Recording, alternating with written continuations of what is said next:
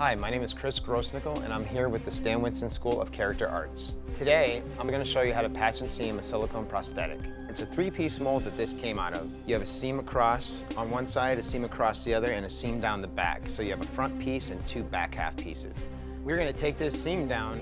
I've pre-nipped some of the seam on the sides, and we will go in and we will pluck the remaining parts of the seam down. And then we're going to melt the Baldiez off of the piece, re-exposing the gel 10. That's what we're gonna put our silicone patch on.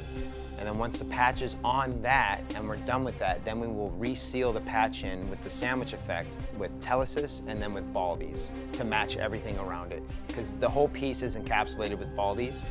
So once we melt the seam down, there's no Baldiez on that. We have to reapply the Baldiez and the Telesis will make it stick to the piece. I'm really looking forward to sharing my techniques with you, so let's jump in and get started.